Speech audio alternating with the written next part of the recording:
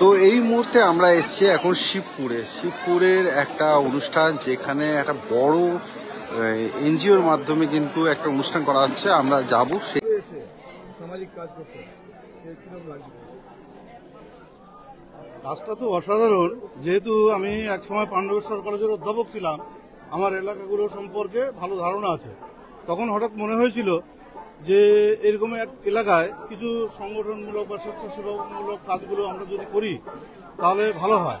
সারা পশ্চিমবঙ্গ জুড়ে আমাদের এমিল এই কাজ করে চলেছে। আমাদের অনেকগুলো ফ্রি স্কুল আছে, বহু বাচ্চাদের পড়ানো হয়। সুন্দরবনে একটা স্কুল আছে, স্টেশনে একটা স্কুল আছে। আমাদের এখানে সম্পাদক সুপ্রিয়া মণ্ডল তিনিও আছেন এবং আমরা সবাই এখানে সদস্যরা উপস্থিত আছি।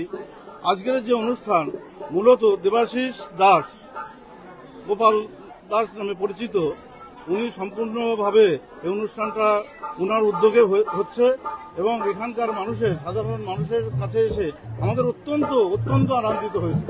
কারণ এই সমস্ত মানুষের হৃদয় আমি অনেকটা বুঝি, যেহেতু এই এলাকায় 10 বছর শিক্ষকতা করে গেছি, সেই জন্য এই এলাকার অনুভূতিটা আলাদা আমার কাছে। আচ্ছা, এই এলাকাকে নিয়ে কি কোনো স্কুল বা কিছু পরিকল্পনা আপনাদের এনজিও তরফ থেকে? আমাদের এনজিওর তরফ থেকে এখানে একটা ফ্রি স্কুল করার একটা পরিকল্পনা আছে, সম্পূর্ণ বিনামূল্যে। দুস্থ বাচ্চাদের যদি আমরা এখানে সেরকম ব্যবস্থা করতে পারি, কোনো যদি সেরকম অ্যাকোমোডেশন করতে পারি, তাহলে আমরা এখানে একটা ফ্রি স্কুল তৈরি করব, সম্পূর্ণ বিনামূল্যে বাচ্চারা পড়বে। যেহেতু আমাদের সুন্দরবনের অন্যান্য এলাকায়ও এইসব স্কুল আছে, সেই জন্য এরকম ইচ্ছা আছে আমাদের। সেই ইচ্ছাটাকে পরিপূর্ণ করার জন্য এলাকার মানুষের কাছে আমাদের সহযোগিতা প্রার্থনা। আরও একটা উল্লেখযোগ্য বিষয় যে এখানে একটা ধর্মীয় অনুষ্ঠান, যেটা সব থেকে ভালো, যেখানে সবাই একসঙ্গে মিলিত হয়ে এখানে ধর্মীয় অনুষ্ঠানে সবাই অংশগ্রহণ করেছে এবং হরিনামযজ্ঞ, তারপরে অখণ্ড নামযজ্ঞ, তারপরে এখানে মানুষের যে একটা নরনারায়ণ সেবা, সব থেকে বড় কথা মানুষের সঙ্গে একটা মেলবন্ধন, এটা তো অবশ্যই আমাদের কর্তব্য। কম্বল বিতরণ বা একটা করাটা সেটা বড় কথা না, কিন্তু একটা মেলবন্ধন করাটা আমাদের সব থেকে বড় কথা।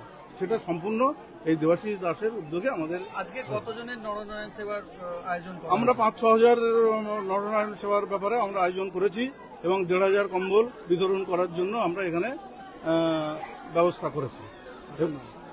আপনার নাম? ডক্টর বিমল মণ্ডল। আমাদের এনজিও হচ্ছে এমিল। ওই সদস্য, আমি প্রেসিডেন্ট, সভাপতি। ধন্যবাদ।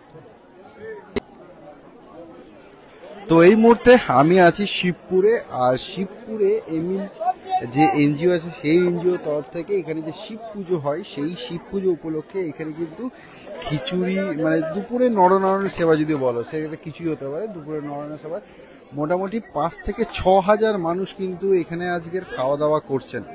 আর তারই কিন্তু তোমরা দেখতে পাচ্ছ সাথে প্রায় অলমোস্ট 1,500 কম্বল বিতরণেরও অনুষ্ঠান আছে। আর এখানে দেখতে পাচ্ছ সবাইকে ওয়েট করছে, তারা কিন্তু আজকে কম্বল নেবে, কারণ শীত বেশ ভালো পড়েছে। শীতকালে এরকম অনুষ্ঠান হয়েই থাকে কম্বল বিতরণ, কিন্তু এত বড় পরিমাণের কিন্তু একটা অনুষ্ঠান কিন্তু হয় না। আর আজকে আমরা কিন্তু সেটারই সাক্ষী হচ্ছি। আর এই প্রোগ্রামটা কিন্তু ইমেল বলে একটি এনজিও আছে, সেই এনজিও তরফ থেকে করা হচ্ছে। দুর্গাপুরের থেকে একটু দূরে শিবপুর গ্রাম, সেই শিবপুর গ্রামে। আর সকাল থেকে কিন্তু বিভিন্ন সব প্রোগ্রাম, যেমনটা বলছিলাম, দেখো এক এক করে সব কম্বল কিন্তু আসছে, গাড়ি মানে ট্রাকে করে কম্বল এসছে এবং সেই কম্বল কিন্তু যেখানে বিতরণ করা হবে সেখানে কিন্তু রাখা আছে। চারিদিকে কত লোক দেখতে পাচ্ছ, কারণ এই লোকেরা যারা আছে সব গ্রামের লোক, মোটামুটি 5 থেকে 6 হাজার মানুষ আছে এই শিবপুর গ্রামে। আর সেই শিবপুর গ্রামে কিন্তু শিব ঠাকুরের যে পুজো, সেই শিব ঠাকুরের পুজোকে উপলক্ষ করে আজকে কিন্তু অনেক কিছু, সকাল থেকে অনেক কিছু প্রোগ্রাম হয়েছে। এখানে একটু পরে কিন্তু বাউল গান শুরু হবে। বোলপুরের বাউল সিঙ্গার ওনারা এসছেন, বাউল শিল্পী যারা আছেন তারা কিন্তু এসছেন, এখানে দেখতে পাচ্ছেন তারা কিন্তু অলরেডি স্টেজে উঠেও পড়েছেন।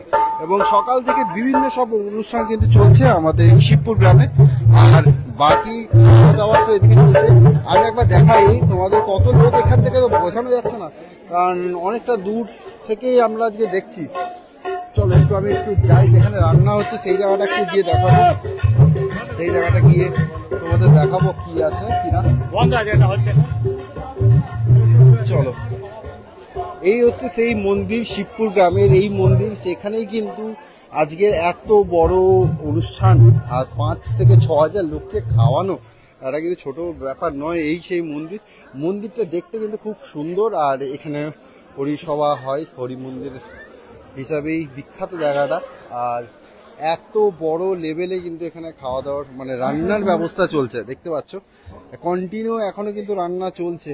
আর কত বড় বড় জায়গা থেকে রান্না হচ্ছে দেখবে, দেখো এইসব জায়গাগুলো দেখো তো কতটা বড় লেভেল। আমি একটু পেছন দিক দিয়ে এলাম তাহলে তোমাদের বোঝাতে পারবো। শুধু খিচুড়ি নয়, দেখতে পাচ্ছ পায়েস থেকে শুরু করে চাটনি, সবজি, সবকিছু দিয়ে কিন্তু একটা খাওয়া দাওয়ার ব্যবস্থা করা হয়েছে। দুর্গাপুর থেকে একটু দূর শিবপুর গ্রাম, আমি একটু দূরে যাই তাহলে বোঝাতে পারবো।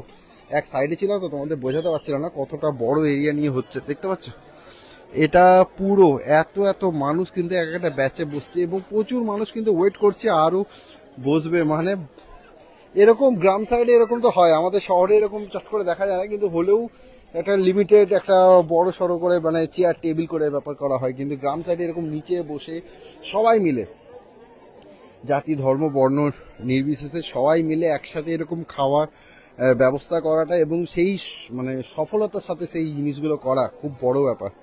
আর আজ এরিয়াটা একবার দেখায় তোমাদের, এখানে বেশ সুন্দর, গ্রাম সাইড যেমন হয় অলওয়েজ সুন্দর হয়। এখানে কিন্তু কালকে থেকে কিন্তু খাবারের ব্যবস্থা করা হচ্ছে, কালকে থেকে কিন্তু প্রিপারেশন চলছে আর কন্টিনিউ কিন্তু এখান থেকে যারা যে ছেলেগুলো পরিবেশন করছে তারা কিন্তু কন্টিনিউ এখান থেকে ফিল করে দিয়ে যাচ্ছে। কত বড় ডেচকি দেখাটা, ডেচকি ওটা হচ্ছে ডেচকি আর এটা হচ্ছে বড় ডেচকি যদি বলো তো কতটা পরিমাণ করে ইয়ে করে, কারণ বড় সড়ো ব্যাপার। আপাতত এদিকে পুরো সবজি আছে, এই যে জায়গাটা দেখছো, আর খিচুড়ি কিন্তু হচ্ছে, এদিকে পায়েস হয়েছে, অনেক কিছুর একটা বড় সড়ো ব্যাপার কিন্তু। তো এই সেই হরি মন্দির। আর চলো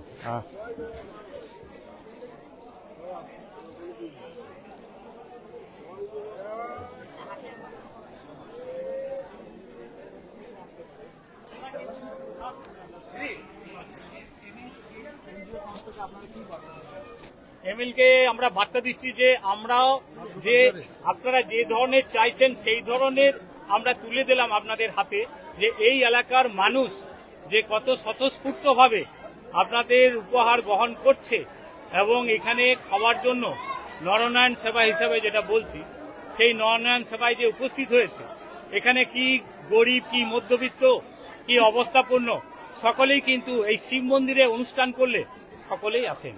আপনার নাম পরিচয়? আমার নাম হচ্ছে গিরিধারী সিনহা, আমি একজন শিবপুর গ্রামবাসী। Thank you. কাজগুলো হয়, প্রি স্কুলগুলো আছে সেগুলো ভিজিট করি আমি। স্ট্রিট বাচ্চা, ট্রাইবাল বাচ্চাদের নিয়ে কাজ হয়। সুন্দরবনের প্রত্যন্ত গ্রামে যে বাচ্চাগুলো যাদের বাবারা বাঘের পেটে যারা চলে যায় তাদের জীবিকা নির্বাহন করে মাছ এবং কাঁকড়া এই সমস্ত ধরে, তো সেই সমস্ত এলাকায় বিধবা পাড়া নামে পরিচিত বালি 9 নম্বর এলাকা, ওই সমস্ত বাচ্চাগুলো আমার কাছে আমরা টিচার দিয়ে ওদেরকে সমস্ত পড়াশুনো করাই এবং মাসে মাসে গিয়ে ওদেরকে খাতা বই পেন্সিল যেগুলো প্রয়োজনীয় জিনিস সেগুলো আমরা সব ওদেরকে বেয়ার করি। সারা বছর ওদের যে প্রয়োজনীয় জামা কাপড় যা শিক্ষা সামগ্রী জিনিস আমরা সবাই এমএল থেকে বেয়ার করি। এছাড়াও যে ট্রাইবাল বাচ্চা যারা হচ্ছে মানে 6 মাস অন্তর অন্তর ইট ভাটায় যারা থাকে, তারা পড়াশোনার সঙ্গে ডিটেলস থাকে, সেই সমস্ত বাচ্চাদেরকে আমরা সারা বছর জামা কাপড় বই খাতা একদম স্কুলের যেরকম নিয়ম অনুসারে সেই বাচ্চাগুলোকে শিক্ষা দেওয়া হয়। এবং ব্যারাকপুর স্টেশন থেকে শুরু করে বিভিন্ন স্টেশনে যে বাচ্চাগুলো ভিক্ষা করে তাদেরকে আমরা ভিক্ষাবৃত্তি বন্ধ করে মূল স্রোতে ফিরিয়ে আনার জন্য চেষ্টা করে যাচ্ছি এখনও, এবং ফিরিয়েও এনেছি অনেক বাচ্চাকে। ভিক্ষাবৃত্তি বন্ধ করে তাদেরকে স্বনির্ভরশীলতা করার জন্য আমরা উদ্যোগ নিয়েছি এমএল থেকে, এবং তারা স্বনির্ভরশীল অনেকে হয়েছেও।